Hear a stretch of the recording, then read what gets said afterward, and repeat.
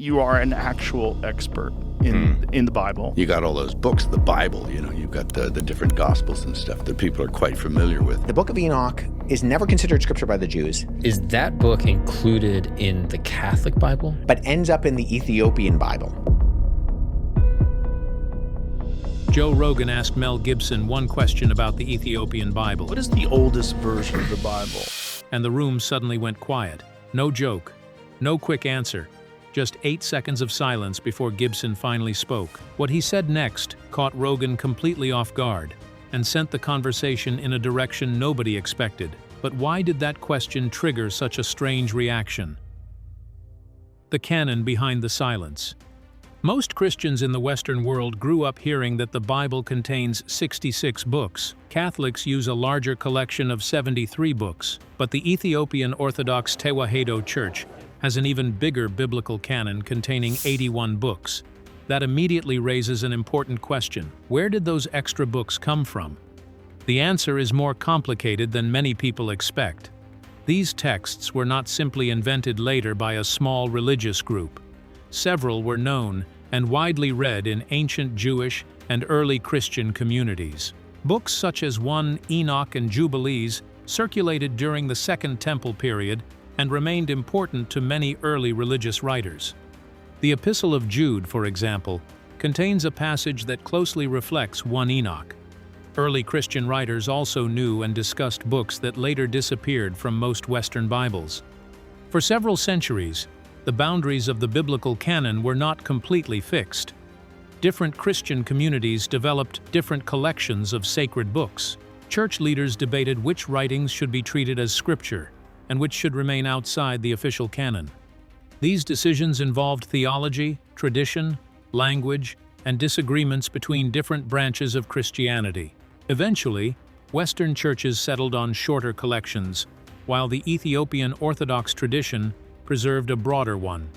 The oldest surviving complete manuscripts associated with the Ethiopian biblical tradition are much later than Christianity itself, dating largely from the medieval period.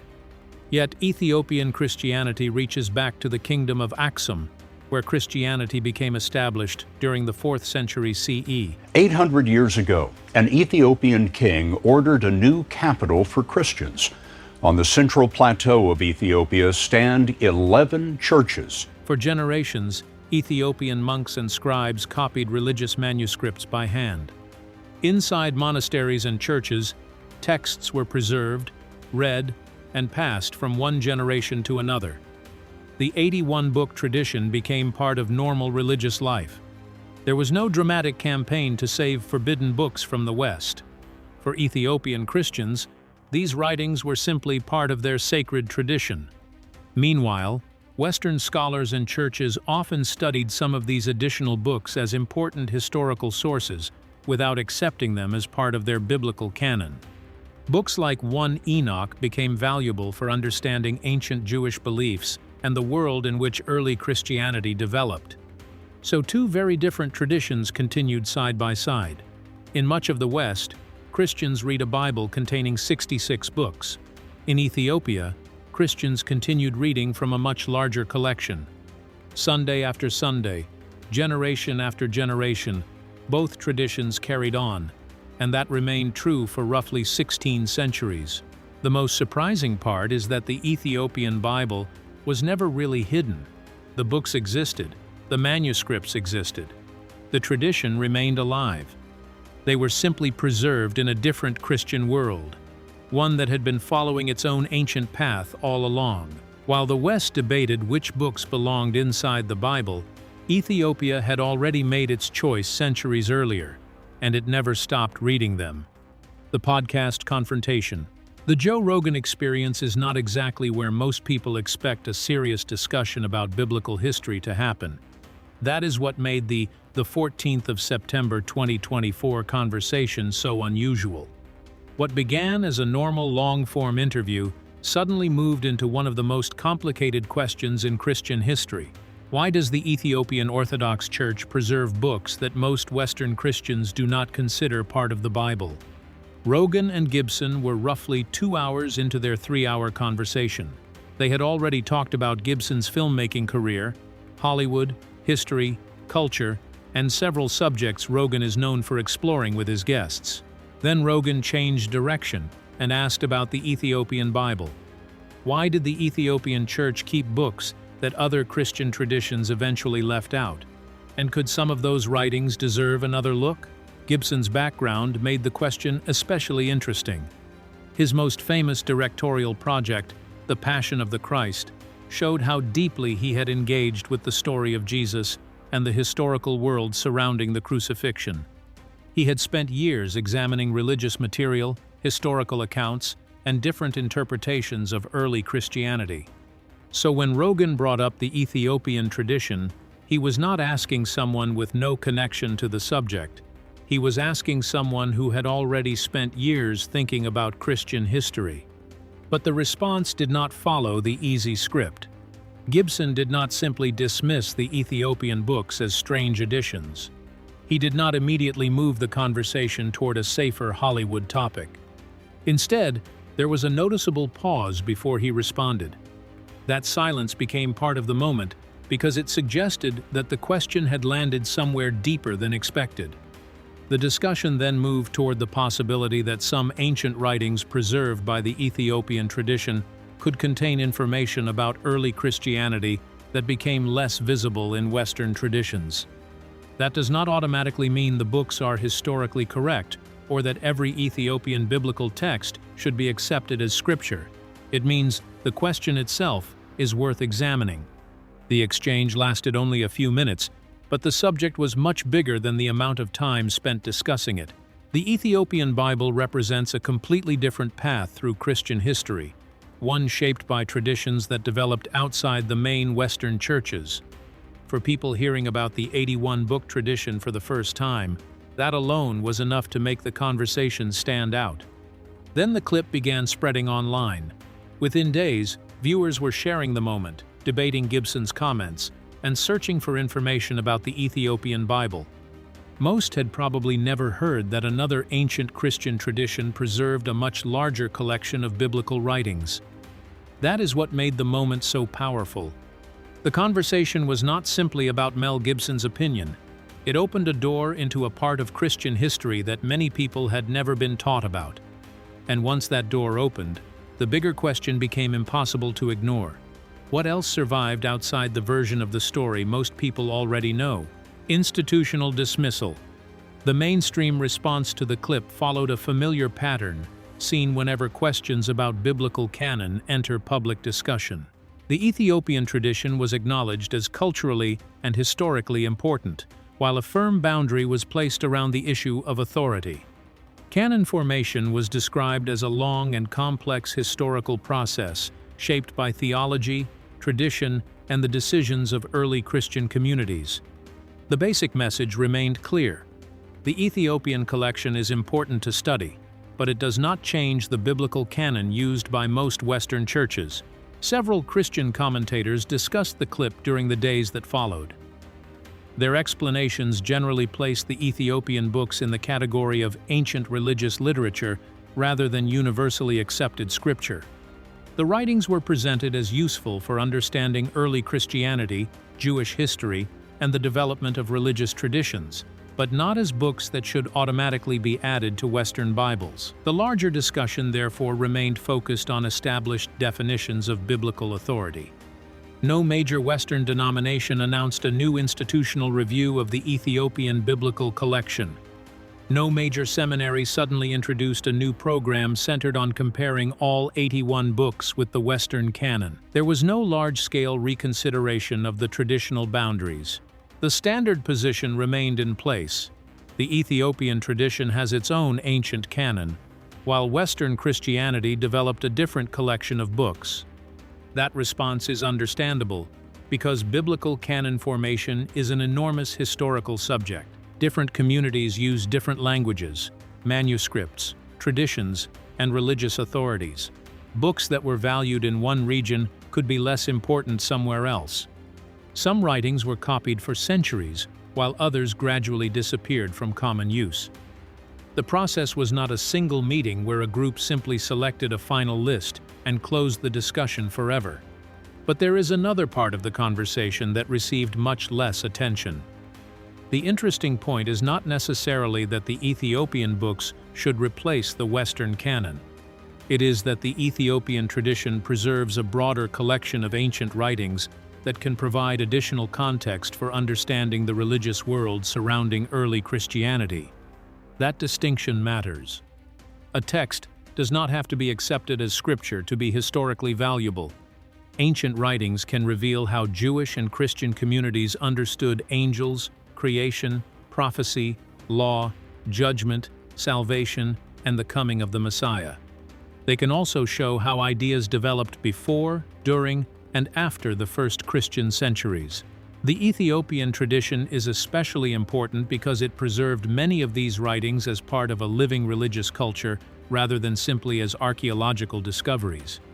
For centuries, manuscripts were copied, studied, read, and passed to new generations. So the institutional response may have settled the question of canonical authority, but that does not settle the broader historical value of the collection. Those are separate issues. One concerns which books belong inside a particular Bible. The other concerns what surviving ancient texts can tell us about the world that produced Christianity. That second conversation remains far more open. 16 centuries of keeping the collection. The preservation of the 81-book Ethiopian canon was not one dramatic act. It was a chain of thousands of small acts repeated across roughly 1,600 years. A monk copying a manuscript. A teacher checking a student's work. A scribe correcting a damaged page. A community continuing to read the same books in church. None of these moments seemed historic at the time. Together, they allowed an ancient collection of texts to survive. Imagine a monk working in a highland monastery centuries ago, copying the same writings his teacher had copied and his teacher before him. He was not trying to prove anything to Western Christianity. He was not preparing material for future historians. He was simply preserving what his community understood to be sacred scripture. Every line had to be copied carefully, because the next generation would depend on that manuscript. Centuries later, another Ethiopian scribe might compare a manuscript with an older copy and notice a spelling difference or a damaged passage. A small correction could be added in the margin. That tiny mark might seem unimportant, but it helped the next reader understand which version appeared more reliable. Manuscript preservation often depended on these ordinary decisions made by people whose names were never recorded. By the 19th century, European scholars began gaining greater access to Ethiopian manuscripts and studying the texts preserved in them. Catalogs were created, manuscripts were compared, and critical editions were produced. These scholars were not necessarily attempting to reopen Christian canon debates. They were interested in the historical importance of writings that had survived outside the main Western biblical tradition. The process continued into the 20th century. Researchers produced translations, compared different manuscript traditions, and recorded variations between copies. Older catalogs, handwritten notes, and scholarly collations remained valuable, even as newer editions appeared. Each generation added another layer to the record. Then digital technology changed access again. By the early 2020s, images, transcriptions, catalogs, and studies of important Ethiopian texts were becoming available to a global audience. Someone who had never visited an Ethiopian monastery could now encounter texts that had once been accessible mainly through specialized libraries and academic collections. But the most important part of the story never changed. Ethiopian Christian communities continued using their larger biblical tradition in worship. While scholars elsewhere might examine these writings as historical evidence, Ethiopian churches continued treating them as sacred texts and reading them as part of their religious life. Both realities existed at the same time. The preservation chain therefore stretches across centuries, connecting ancient Christian communities in Aksum with monastery scribes, later scholars, manuscript catalogers, academic editors, translators, and modern digital archives. Every generation added another link. Without those links, much of the collection could have disappeared. And without the survival of the texts, there would be no modern debate surrounding them, no renewed public interest, no viral clips introducing millions of people to the Ethiopian canon. The books survived because generation after generation kept treating them as worth preserving. The September 2024 conversation was only one modern moment in that much longer story. The real story began more than 1,000 years earlier, when someone picked up a pen and started copying. The pattern emerges. When the 81-book collection is read as one continuous tradition rather than as a familiar Bible plus some interesting appendices, something becomes visible that is harder to see when the books are separated and categorized. The additional texts are not random late additions from different traditions. The internal literary and chronological connections between 1 Enoch, Jubilees, and the core Hebrew and Christian texts form a coherent Second Temple era matrix. These books talk to each other. They reference each other. They share calendrical systems, angelological frameworks, and theological concerns that only make full sense when the texts are read together. The Dead Sea Scrolls confirmed something about this that the scholarly world had to adjust to. When the Qumran Library was found in 1947, 1 Enoch was among the most represented texts in the collection. Multiple copies, different manuscripts. A community of Jewish scholars in the 1st century BCE and 1st century CE considered 1 Enoch important enough to copy and preserve carefully. The same community whose theological world formed the immediate background of early Christianity.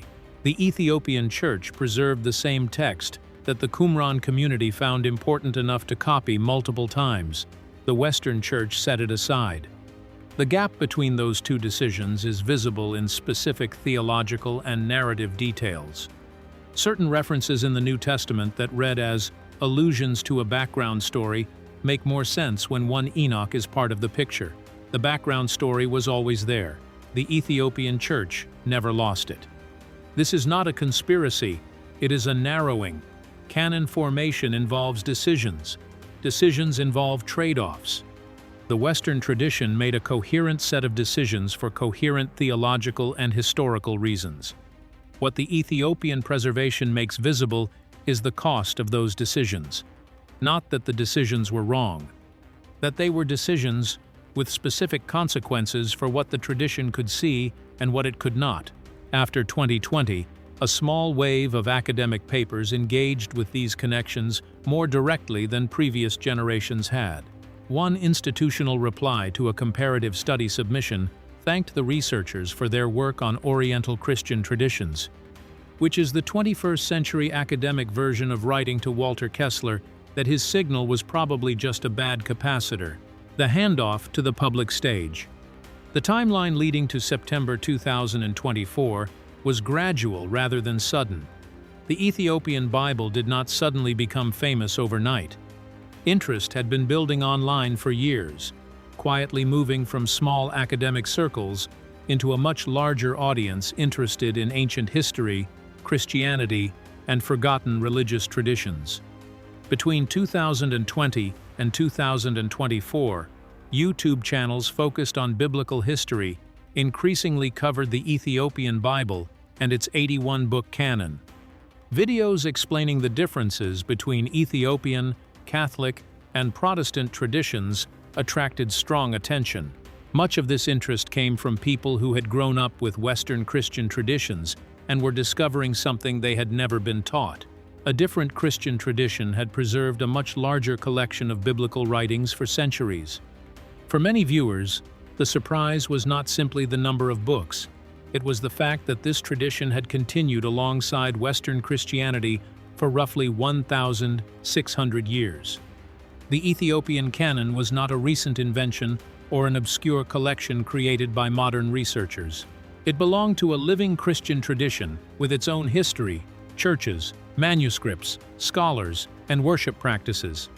Online audiences also did not need institutional permission to become interested.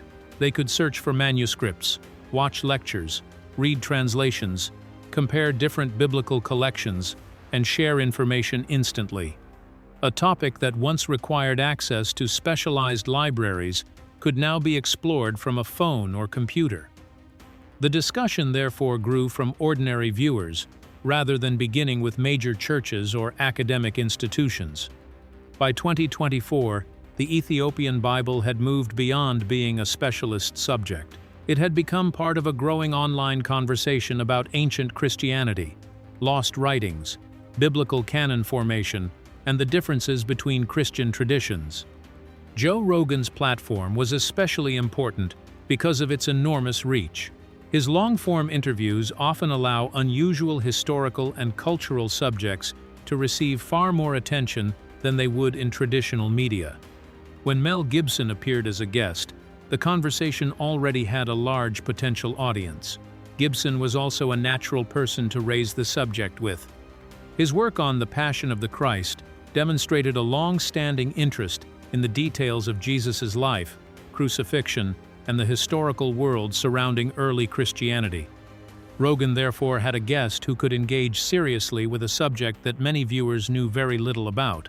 The resulting exchange lasted only a few minutes, but its reach was completely different from the earlier online discussions.